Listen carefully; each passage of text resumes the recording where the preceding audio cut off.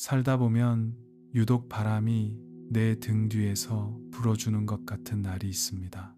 하는 일마다 술술 풀리고 우연히 만난 사람이 귀인이 되며 던지는 승부수마다 정답이 되는 그런 날 말입니다. 반대로 어떤 날은 세상이 나 하나를 주저앉히기 위해 공모한 것만 같습니다. 정성껏 준비한 일은 엎어지고 믿었던 사람에게 뒤통수를 맞으며 길을 걷다 돌부리에 걸려도 나만 넘어지는 그런 날이죠. 우리는 이 이해할 수 없는 흐름을 운이라고 부릅니다. 그리고 그 운 앞에서 한없이 작아지곤 합니다. 나는 왜 이리 운이 없을까? 저 사람은 도대체 전생에 나라를 구했나 하며 타인의 행운을 시기하고 나의 불운을 한탄하기도 하죠. 하지만 정말 운이라는 것이 하늘에서 무작위로 떨어지는 벼락 같은 것일까요? 부처님께서는 우리가 운이라 부르는 그 거대한 흐름 뒤에 숨겨진 정교한 질서에 대해 깊은 통찰을 남기셨습니다. 흔히 사람들은 운을 대박이나 횡재로 생각하지만 보적경에서는 운의 본질을 조금 다르게 설명합니다. 비가 내릴 때 큰 그릇에는 물이 많이 담기고 작은 그릇에는 물이 적게 담기는데 이는 비의 차별이 아니라 그릇의 차별이라는 말씀입니다. 우리가 맞이하는 운이라는 비는 누구에게나 평등하게 내리지만 그것을 받아내는 마음의 그릇에 따라 결과가 달라진다는 뜻입니다. 우리가 불운하다고 느끼는 이유는 비가 내리지 않아서가 아니라 내 그릇이 뒤집혀 있거나 혹은 너무 작아서 그 복을 담아내지 못하기 때문일지도 모릅니다. 이러한 그릇을 만드는 것은 결국 나의 일상적인 태도와 습관입니다. 수타니파타에서는 배움이 깊고 기술이 있으며 스스로를 잘 절제하고 하는 말이 친절한 것이 인간에게 가장 큰 행운이라고 정의합니다. 우리는 운을 외부에서 오는 기적이라고 보지만 부처님은 나의 말과 행동 그 자체가 행운을 불러오는 자석이라고 말씀하셨습니다. 운은 갑자기 터지는 것이 아니라 매일매일 내가 쌓아온 순간들이 임계점을 넘었을 때 비로소 우리 눈에 행운이라는 모습으로 드러나는 결실일 뿐입니다. 그런데 여기서 한 가지 의문이 생깁니다. 나는 나쁜 짓을 한 적도 없고 성실히 살았는데 왜 지금 내 삶은 이토록 고달픈가 하는 의문 말입니다. 옛 인도의 사위성에도 이런 고민을 하던 한 상인이 있었습니다. 그는 젊은 시절 큰 재산을 모았으나 중년에 접어들며 하는 사업마다 실패하고 집안의 보물까지 모두 잃게 되었습니다. 절망하며 부처님을 찾아간 그에게 부처님께서는 인과의 엄중한 이치를 들어 말씀하셨습니다. 나무의 열매가 익어 떨어지는 것은 오늘 아침의 바람 때문만이 아니라 뿌리가 물을 빨아들이고 줄기가 햇볕을 견디며 꽃이 지고 열매가 맺히기까지의 긴 시간이 있었기 때문이라는 가르침이었습니다. 지금 겪는 불운이 당신을 파괴하러 온 것이 아니라 더 큰 열매를 맺기 위해 나무가 낡은 허물을 벗는 과정과 같다는 위로를 건네신 것입니다. 부처님은 그에게 눈앞의 손실에 매달려 마음의 평화를 잃는 것이야말로 진짜 불운이라고 가르치셨습니다. 재산은 사라질 수 있지만 재산을 다시 모을 수 있는 상인의 지혜와 신용이라는 진짜 운은 사라지지 않았음을 일깨워 주신 것이죠. 상인은 깨달았습니다. 운이란 내가 가진 것이 아니라 내가 누구인가에 달려있다는 사실을 말입니다. 운이 나쁘다고 느껴질 때 우리가 가장 먼저 해야 할 일은 무엇일까요? 화엄경의 가르침에서 그 해답을 찾을 수 있습니다. 마음은 화가와 같아서 능히 온 세상을 그려낸다는 말씀입니다. 내가 나는 운이 없어 라고 생각하는 순간 나의 뇌와 행동은 불운한 상황들만 포착하기 시작합니다. 이것이 바로 불운의 필터입니다. 행운을 부르고 싶다면 이 필터부터 갈아 끼워야 합니다. 우선 반응의 속도를 늦추십시오. 나쁜 일이 생겼을 때 즉시 불운이라고 이름 붙이지 마십시오. 유마경의 가르침처럼 모든 현상은 고정된 실체가 없습니다. 지금의 위기가 훗날 나를 살리는 기막힌 반전의 서막일 수 있음을 담담하게 받아들이십시오. 그리고 작은 복의 씨앗을 심으십시오. 큰 운을 바라기 전에 오늘 만나는 사람에게 따뜻한 말 한마디를 건네는 것, 정돈된 책상을 만드는 것과 같은 작은 질서를 회복하십시오. 대반 열반경에서는 작은 선이라도 가벼이 여기지 말라고 했습니다. 물방울이 모여 항아리를 채우듯 작은 공덕이 모여 큰 운명을 바꾸기 때문입니다. 우리는 그 씨앗이 틔워낸 싹을 행운이라 부르며 그 뒤에 숨겨진 오묘한 이치는 한편의 오래된 설화 속에 고스란히 담겨 있습니다. 현우경에 전해오는 옛 이야기 속에는 기구한 팔자를 탓하며 세상을 원망하던 한 가난한 청년이 등장합니다. 옛날 어느 나라에 아주 가난한 청년이 살고 있었습니다.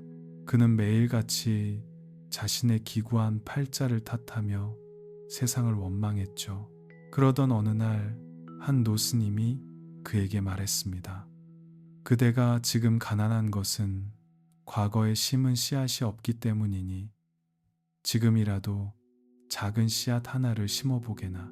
청년은 가진 것이 아무것도 없다며 고개를 저었지만 스님은 미소 지으며 대답했습니다.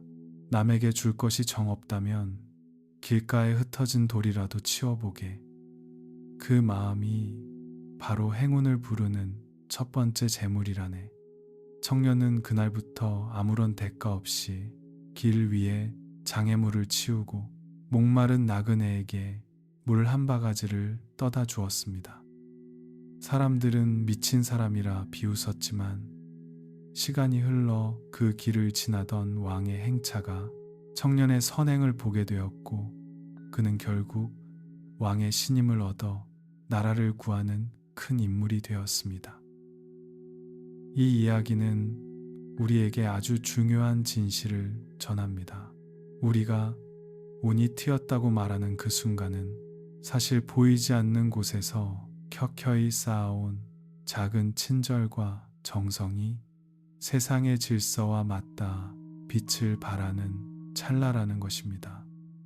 운의 흐름이 바뀔 때 가장 먼저 나타나는 징조는 바로 사람입니다. 우리는 이를 귀인이라 부릅니다. 하지만 귀인은 내가 원한다고 해서 억지로 찾아오는 존재가 아닙니다. 법망경에서는 모든 생명이 보이지 않는 그물망처럼 연결되어 있다고 말합니다. 내가 맑은 기운을 뿜어낼 때 그 기운에 공명하는 이들이 자석처럼 끌려오는 법입니다. 만약 주변에 나를 힘들게 하는 사람만 가득하다면 그것은 외부에 타시기 전에 내 안의 기운이 탁해져 있다는 신호일 수 있습니다. 반대로 내가 스스로를 귀하게 여기고 타인을 자비롭게 대하면 내 운명을 바꿀 결정적인 열쇠를 쥔 인연들이 자연스럽게 내 삶의 궤도로 들어옵니다. 부처님께서는 이를 두고 진정한 보물은 보석함 속에 있는 것이 아니라 네가 만나는 인연의 눈동자 속에 있느니라 라고 말씀하셨습니다. 물론 재물에 관한 운, 즉 재운에 대해서도 우리는 무관심할 수 없습니다. 우바세 개경에서는 재물이 모이는 이치를 그릇에 비유하여 아주 냉철하게 설명합니다. 재물은 흐르는 물과 같아서 가두려 하면 썩고 나누려 하면 샘물처럼 솟아납니다. 운이 좋은 부자들은 재물을 소유의 대상이 아니라 잠시 맡아 관리하는 도구로 여깁니다. 내가 재물의 주인이 되어 세상을 이롭게 하겠다는 서원을 세울 때 우주는 그 사람에게 더 큰 재물의 통로 역할을 맡깁니다. 하지만 재물의 노예가 되어 움켜쥐려고만 하면 운명의 수레바퀴는 그 사람을 비켜가기 마련입니다. 텅 빈 손이라야 더 큰 것을 잡을 수 있듯이 마음의 공간을 비워둘 때 비로소 거대한 재운도 그 자리에 머무를 수 있는 것입니다. 그렇다면 운이 최악으로 치닫는 운명의 전환기나 침체기는 어떻게 견뎌내야 할까요? 대반열반경에는 겨울이 깊으면 봄이 멀지 않았음을 알라는 구절이 나옵니다. 우리가 불운이라고 부르는 시기는 사실 다음 단계로 나아가기 위한 에너지의 응축기입니다. 땅속의 씨앗이 싹을 틔우기 전 가장 어둡고 추운 시간을 견뎌야 하듯 우리의 인생도 커다란 도약을 앞두고 반드시 고요한 어둠의 터널을 지나게 됩니다. 이때 가장 경계해야 할 것은 포기라는 이름의 장애입니다. 운이 나쁠 때는 무엇을 새로 시작하기보다 현재의 나를 정비하고 내실을 다지는 것이 최고의 지혜입니다. 비유경에는 가뭄이 들어 모든 우물이 말라버렸을 때 끝까지 포기하지 않고 땅을 판 농부의 이야기가 나옵니다. 그는 이웃들이 모두 떠나갈 때도 이 땅 어딘가에는 반드시 생명의 근원이 있다는 믿음으로 흙을 파냈습니다. 마침내 커다란 바위 밑에서 맑은 샘물이 터져 나왔을 때 그는 마을에서 가장 큰 부를 얻게 되었습니다. 불운의 바위는 우리를 짓누르기 위해 존재하는 것이 아니라 그 밑에 숨겨진 행운의 샘물을 가리키는 이정표일 뿐입니다. 우리가 그 바위를 원망하며 주저앉느냐 아니면 지렛대를 찾아 들어 올리느냐에 따라 다음 계절의 풍경은 완전히 달라집니다. 운은 또한 우리의 공간과도 밀접한 관련이 있습니다. 아함경의 가르침을 살펴보면 수행자는 머무는 자리가 정갈해야 마음의 번뇌가 사라진다는 대목이 자주 등장합니다. 내가 머무는 방, 내가 매일 쓰는 책상, 그리고 내가 입는 옷차림 하나하나가 내 운의 주파수를 결정합니다. 어수선하고 지저분한 환경에서는 맑은 운이 깃들 자리가 없습니다. 운을 바꾸고 싶다면 거창한 계획을 세우기보다 지금 당장 창문을 열어 공기를 바꾸고 필요 없는 물건을 비워내는 것부터 시작해 보십시오. 비워진 공간에는 반드시 새로운 에너지가 유입됩니다. 이것이 우주의 자정작용이자 운의 기본 원리입니다. 결국 운이라는 것은 내가 세상과 주고받는 에너지의 대화입니다. 내가 세상을 향해 고맙다, 아름답다는 신호를 보내면 세상은 행운이라는 답장을 보내고 내가 억울하다, 힘들다는 불평을 보내면 세상은 시련이라는 메아리를 돌려보냅니다. 금강경의 핵심 주제인 머무는 바 없이 그 마음을 내라는 가르침은 운의 세계에서도 그대로 적용됩니다.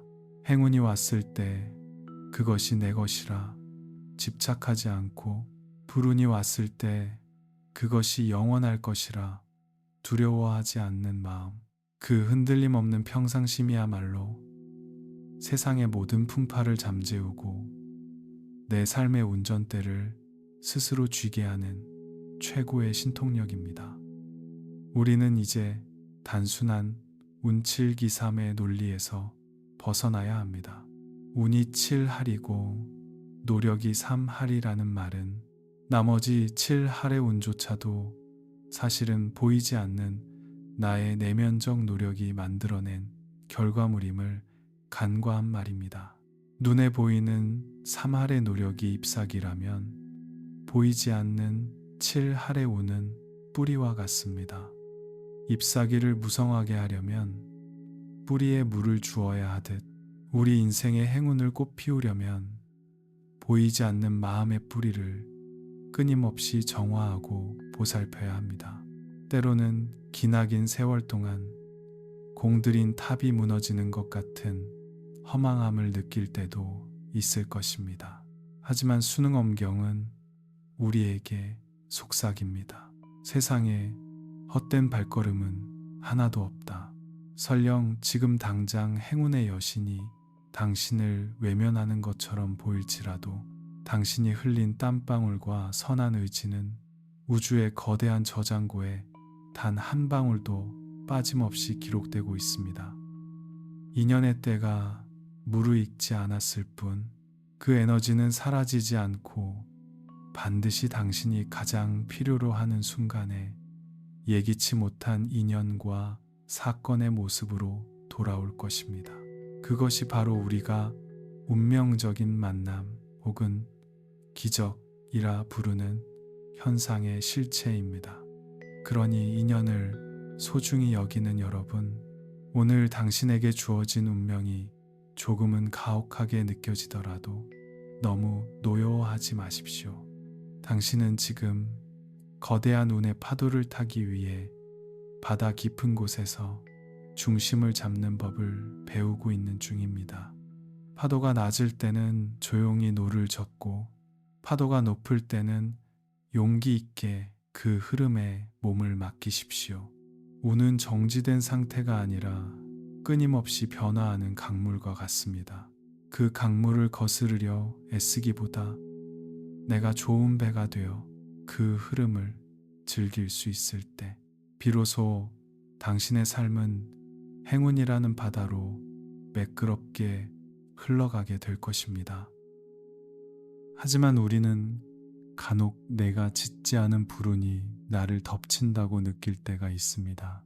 나는 평생 바르게 살았는데 왜 집안에 우환이 끊이지 않고 왜 우리 가문은 대대로 가난의 굴레를 벗어나지 못하는가 하는 의문 말입니다. 지장보살 본원경에는 조상의 업과 후손의 운명이 어떻게 실타래처럼 얽혀 있는지가 상세히 묘사되어 있습니다.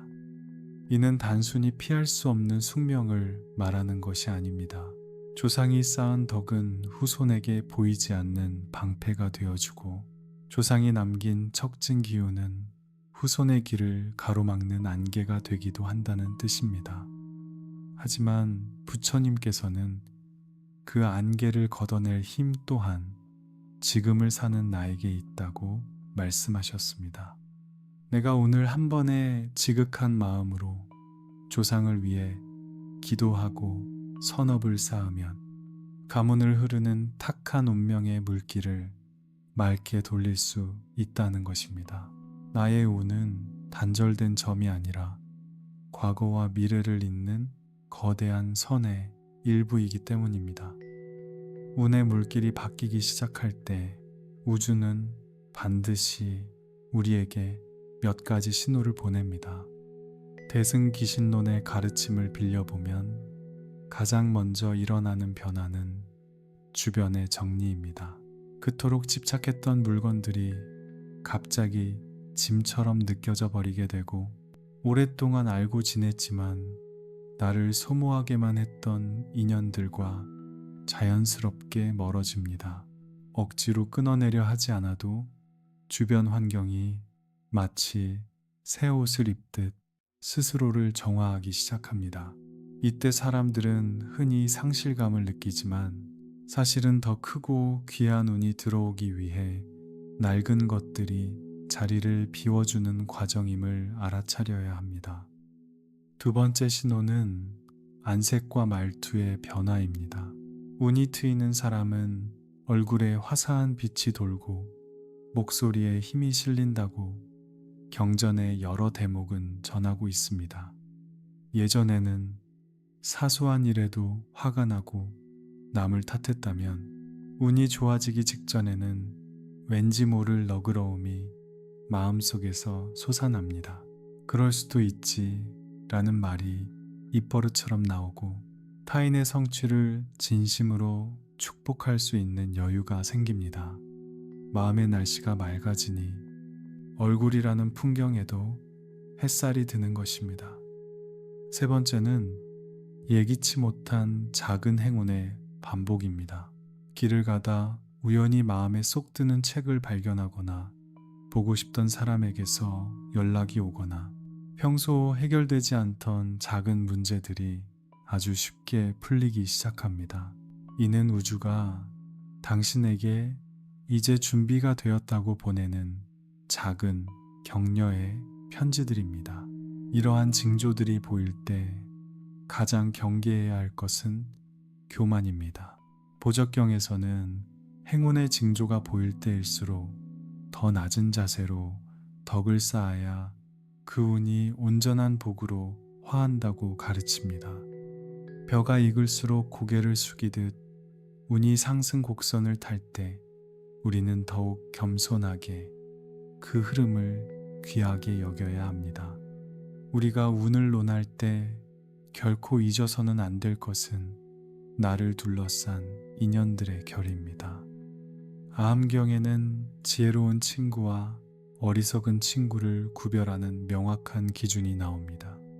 운이 나쁜 사람들은 대개 부정적인 언어를 전염시킵니다. 만나고 나면 왠지 기운이 빠지고 세상에 대한 불신만 커지게 하는 사람이라면 그가 아무리 화려한 조건을 가졌어도 당신의 운을 해치는 존재일 가능성이 높습니다. 반면 운이 좋은 사람들은 곁에 있는 것만으로도 나를 성장하게 합니다. 그들은 자신의 행운을 자랑하기보다 타인의 가능성을 먼저 봐주며 함께 있으면 더 나은 사람이 되고 싶다는 용기를 줍니다. 부처님께서는 이런 인연을 만나는 것이야말로 수행의 절반이자 인생의 가장 큰 복이라고 하셨습니다. 그렇다면 우리 곁에 찾아온 이 소중한 인연과 행운을 어떻게 하면 잃지 않고 오랫동안 지켜낼 수 있을까요? 우바세계경에서는 복을 부르고 운을 지키는 구체적인 삶의 태도에 대해 들려줍니다. 경전에서는 거창한 성공을 꿈꾸기보다 자신과의 작은 약속을 가벼이 여기지 않는 것이 행운을 붙잡는 가장 강력한 다지라고 말합니다. 제 시간에 일어나 주변을 정갈히 정돈하고 타인에게 건네는 사소한 말 한마디를 신중히 하는 것. 이러한 일상의 작은 질서들이 모여 우리 영혼에 단단한 기둥을 세웁니다. 운은 이 기둥이 곧게 선 곳에 비로소 안정적으로 머물게 됩니다. 나이가 들수록 운이 좋아지는 사람들의 비밀도 바로 여기에 있습니다. 대지도론의 가르침을 살펴보면 세월이 흐를수록 빛나는 사람들은 덕을 쌓는 법을 아는 이들입니다. 젊은 시절의 운은 하늘이 준 선물인 경우가 많아 쉽게 왔다가 쉽게 떠나가지만 노년의 운은 스스로 닦아온 마음의 결에서 나옵니다. 원망보다는 감사를, 비난보다는 격려를 선택하며 살아온 이들의 얼굴에는 자비로운 운명의 지도가 그려집니다. 부처님께서는 늙음이 육체의 쇠락이 아니라 지혜가 영근은 과정이어야 한다고 하셨습니다. 내면의 독소를 비워내고 그 자리를 너그러움으로 채운 사람에게는 세월조차 굴복하여 시간이 갈수록 더 귀한 인연과 평온한 복이 따르게 되는 것입니다.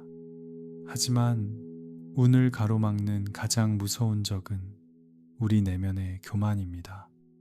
운이 조금 좋아졌다고 해서 남을 업신여기거나 내가 잘나서 얻은 결과라고 착각하는 순간 행운의 신은 조용히 떠날 준비를 시작합니다. 화엄경에서는 마음이 교만하면 지혜의 샘물이 마르고 행운의 바퀴가 멈춘다고 경고합니다. 운은 겸손한 자의 그늘 아래 머물기를 좋아하며 자신을 낮추는 자의 발걸음을 따라 움직입니다. 진정으로 운이 좋은 사람은 자신이 가진 것을 자랑하기보다 그 행운을 어떻게 나누어 세상의 고통을 줄일 수 있을지를 먼저 고민합니다. 그 나눔의 마음이 다시 씨앗이 되어 더 거대한 행운의 숲을 이루게 되는 법입니다. 때로는 인생의 길목에서 운이 잠시 멈춘 것 같은 답답함을 느낄 때도 있을 것입니다. 유마경은 우리에게 머무는 곳마다 주인이 되라고 가르칩니다. 운이 따르지 않아 아무것도 할 수 없다고 느껴질 때 오히려 그 멈춤의 시간을 빌려 깊이 들여다보는 기회로 삼는다면 그 시간은 더 이상 불운이 아닙니다. 차를 마시고 책을 읽고 조용히 숲을 걷는 일상의 평범한 행위 속에 마음을 온전히 쏟아붓는 무심한 평온함 속에 머무십시오. 그때 닫혀있던 운의 문은 예기치 못한 순간에 다시 열리게 됩니다. 이제 우리는 운이라는 거대한 파도를 넘어서는 마지막 단계에 도달했습니다. 그것은 바로 운명이라는 환상에 속지 않는 것입니다. 금강경의 핵심 가르침처럼 운이 좋다거나 나쁘다는 생각조차 내 마음이 그려낸 그림임을 깨닫는 경지입니다. 행운이 오면 오는 대로, 불운이 오면 오는 대로 그저 인연의 흐름으로 바라보며 흔들림 없이 나아가는 자유로운 길입니다. 내가 운의 노예가 아니라 주인이 되는 유일한 방법은 어떤 상황에서도 나의 본래 밝은 성품을 잃지 않는 것입니다. 당신이 오늘 마주하는 시련은 당신을 무너뜨리기 위한 재앙이 아니라 당신의 영혼을 더 크고 단단하게 빚어내기 위한 우주의 세밀한 손길입니다. 그리고 당신이 누리는 기쁨은 당신이 과거에 뿌린 선한 씨앗이 맺은 달콤한 열매입니다. 그러니 눈앞의 일에 너무 기뻐하거나 너무 슬퍼하지 마십시오. 당신은 이미 그 자체로 온전하고 고귀한 존재입니다. 당신이 마음의 등불을 밝히고 세상을 향해 따뜻한 기운을 내보낼 때 온 세상은 당신의 편이 되어 당신의 길을 비출 것입니다. 운은 밖에서 구하는 것이 아니라 안에서 피어나는 향기입니다. 당신의 삶이 그 향기로 가득 차기를, 그리하여 당신이 걷는 모든 길이 행운의 꽃길이 되기를 간절히 바랍니다. 이제 깊은 호흡과 함께 당신 안에 잠들어 있는 위대한 행운의 씨앗을 깨어 보십시오. 당신의 운명은 바로 지금 당신의 마음가짐에서 다시 시작됩니다. 당신의 길을 응원하며 이 마음을 모아 기도합니다. 나무 석가모니불, 나무 석가모니불, 나무 시아본사 석가모니불,